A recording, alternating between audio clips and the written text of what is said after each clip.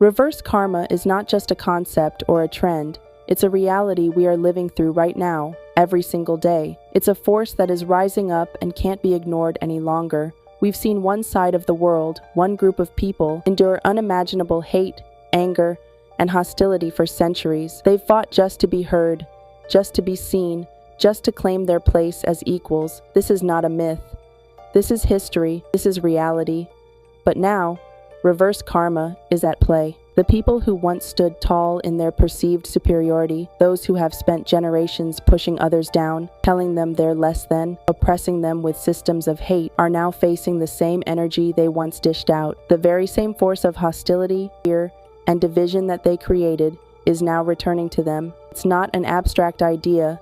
It's happening, and it doesn't feel good. They don't know how to face the consequences of their actions. They don't want to look in the mirror and see the truth of the pain and suffering they've inflicted on another race of people. They don't want to face the fact that they've built empires on the backs of others and profited from their pain.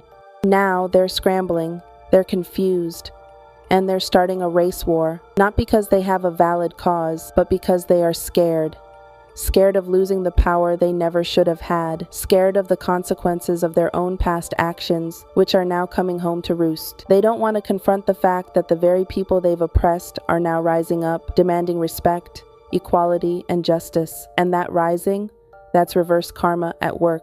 Reverse karma is not about revenge. It's about balance. It's the universe's way of returning the energy that's been sent out into the world. When you've been on the side of injustice for too long, when you've caused pain without consequence, that energy comes back, and it doesn't always come back in ways you expect. The people who have lived through centuries of oppression are standing strong, and the weight of that struggle is being reflected in the chaos of today's world. But this is the necessary reckoning. People don't want to admit their complicity in the systems that perpetuate this hatred and division. They don't want to own up to the damage they've done, but that's the very thing that needs to happen for any real change to take place. Reverse karma is about awakening to the reality that the wrongs of the past don't just disappear, they have to be healed. And healing starts with truth. It starts with looking in the mirror and acknowledging the hurt that has been caused, both individually and collectively. Until we do that, until we face the reality of reverse karma in its truest form, we won't move forward.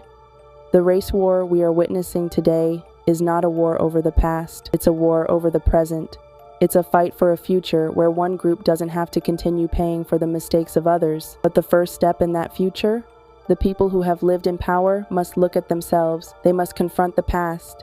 They must face the pain they've caused. Only then can we begin to repair what's been broken.